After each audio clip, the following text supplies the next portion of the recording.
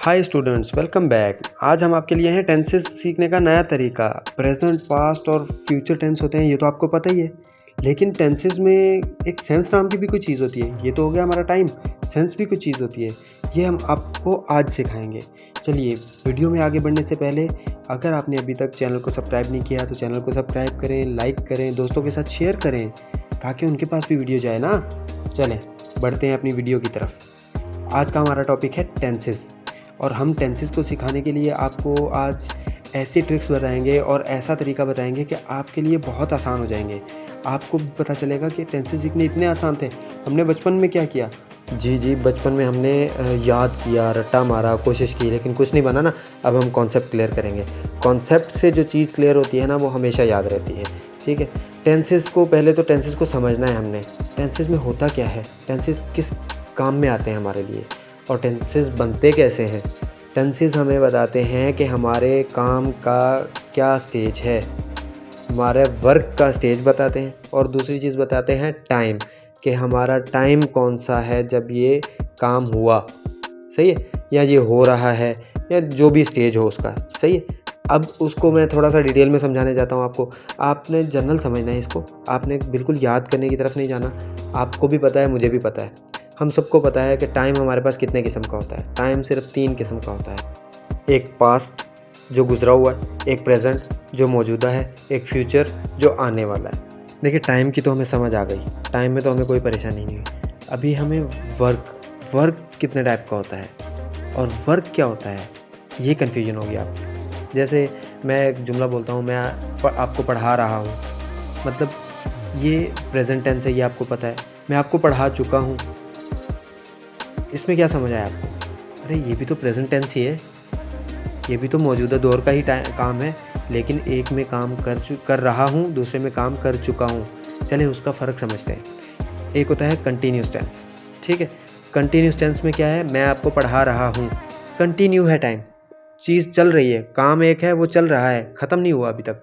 Perfect में क्या होता है, काम ख़त्म हो गया, मैं पढ़ा चुका हूँ, मैंने आपको क्लास दे दी, मेरी क्लास ख़त्म हो गई, इसको कहते हैं परफेक्ट टेंस। उसके बाद वर्क की स्टेज आती है इनडेफिनिट।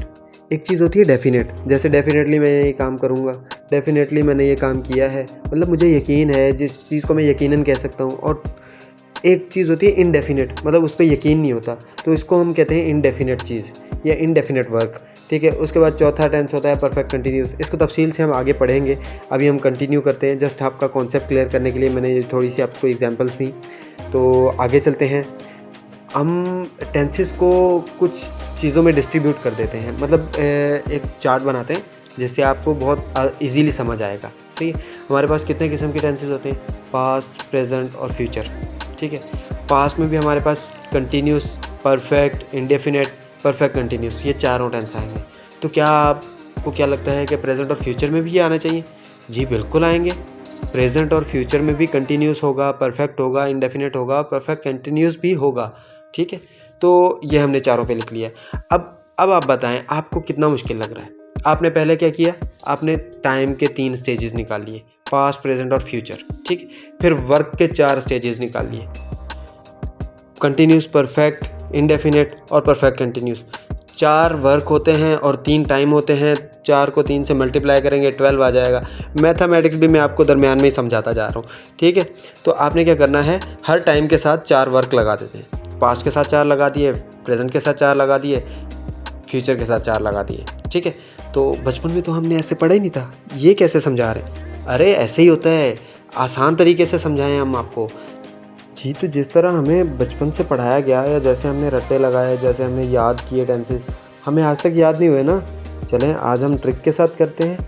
चलें टेंसेस का कॉन्सेप्ट समझते हैं। सबसे बेहतरीन चीज़ कॉन्सेप्ट समझना होता है किसी भी चीज़ को अंडरस्टैंड करने के लिए, जो कि हमने बचपन से आज तक नहीं किया, आज मैं आपको करवाऊँगा, ठीक है। प्रेजेंट, पास्ट और फ्यूचर टेंसेस। अब आप सोच रहे होंगे कि यार इसको हम पहचानेंगे कैसे? हमारे सामने एक जुमला लिखा हुआ आ जाता है, जैसे मैं पढ़ा रहा हूँ, तो इसको मैं पहचानूंगा कैसे? तो उसका भी एक आसान तरीका, उसके लिए ट्रिक बता रहा हूँ। हेल्पिंग वर्ब से पहचानेंगे आप। हेल्पिंग वर्ब आपको बताएगा कि आपका जुमला, आपका जो सेंटेंस है, वो प्रेजेंट से रिलेट करता है, पास्ट से रिलेट करता है या फ्यूचर से रिलेट करता है। तो कौन से हेल्पिंग वर्ब होंगे तो हमें पता चलेगा प्रेजेंट है। डू डज होगा, इज़ एम आर होगा, या फिर हैज़ हैव होगा। तो आप आंखें बंद करके समझ लें कि प्रेजेंट टेंस का सेंटेंस है, ठीक है। अगर पास्ट में होगा तो वही डू डज हमारा डिड में चेंज हो जाएगा, ठीक है। वॉज वर में चेंज हो जाएगा हमारा इज़ एम आर, और हैड में चेंज हो जाएगा हैज़ या हैव। फ्यूचर में क्या होता है, फ्यूचर में सिर्फ विल और शल का ख्याल रखना है आपने, बहुत ही आसान है। हेल्पिंग वर्ब आपको बता देगा कि प्रेजेंट का सेंटेंस है, पास्ट का सेंटेंस है या फ्यूचर का सेंटेंस है। देखिए टाइम को पहचानना तो बहुत आसान हो गया, प्रेजेंट, पास्ट और फ्यूचर। टाइम कैसे हम लोगों ने आइडेंटिफाई करना है किसी सेंटेंस का, वो हमें पता चल गया हेल्पिंग वर्ब को देख के। हमने टाइम का पता कर लेना है कि प्रेजेंट से है, पास्ट से है या फ्यूचर से है। अब मसला है वर्क का, हमें सेंस कैसे मिलेगा इसका कि वर्क का क्या स्टेज है, कंटिन्यूस है, परफेक्ट कंटिन्यूस है या इनडेफिनेट है, ठीक है। चलिए उसका भी सेंटेंस समझते हैं। हमारे पास एक सेंटेंस है, he does not understand English. आपको कैसे पता कि ये कौन से टाइम का है? आपने डज़ देखा, डज़ लिखा हुआ है, तो मतलब कि ये प्रेजेंट टेंस है, प्रेजेंट का सेंटेंस है, ठीक है। ये तो बहुत ईजी हो गया। अब इसी जुमले में एक और चीज़ आपने नोट नहीं की, एक और चीज़ लिखी है, मेन वर्ब की फर्स्ट फॉर्म। मेन वर्ब आपको बताता है कि आपका जुमला, आपका वर्क किस स्टेज पे है, वर्क का स्टेज बताता है। फर्स्ट मेन वर्ब में क्या आता है, फर्स्ट, सेकंड और थर्ड फॉर्म आती है, ठीक है। जैसे फॉर एग्जांपल गो, वेंट और गॉन, फर्स्ट, सेकंड, थर्ड हो गई। अब इसका लॉजिक क्या है ये आपको मैं बताता हूँ। फर्स्ट फॉर्म लगेगी तो इनडेफिनेट टेंस होगा, ठीक है। फर्स्ट फॉर्म के साथ आईएनजी लगेगा तो वो कंटिन्यूस टेंस होगा आपका, सही है। थर्ड फॉर्म अगर लगेगी तो वो परफेक्ट है, वर्क कंप्लीटेड है। मतलब बहुत ही ईजी आपके लिए कर दिया है कि आपने मेन वर्ब को देखना है। मेन वर्ब अगर आपका फर्स्ट फॉर्म लगी हुई है तो आप समझ लेंगे कि ये इनडेफिनेट टेंस है, प्रेजेंट है, पास्ट है या फ्यूचर है, इनडेफिनेट टेंस है। अगर उसके साथ आईएनजी और आईएनजी लगा हुआ है फर्स्ट फॉर्म के साथ तो आप उसको समझ लेंगे ये कंटिन्यूस टेंस है। और अगर थर्ड फॉर्म लगी हुई है तो वो परफेक्ट है, मतलब वो कंप्लीट है। कोई भी काम जो कंप्लीट हो चुका हो उसको हम परफेक्ट टेंस में लेते हैं। जी तो दोस्तों आज की वीडियो से इतना ही।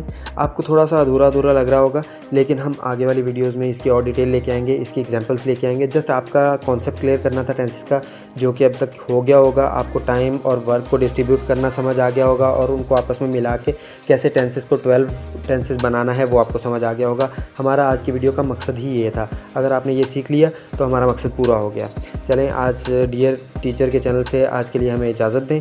आज के लिए इतना ही। अगर आपको वीडियो पसंद आई तो चैनल को सब्सक्राइब करें, लाइक करें, दोस्तों के साथ शेयर करें।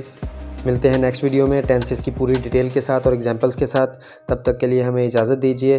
अल्लाह हाफिज़, अल्लाह निगहबान।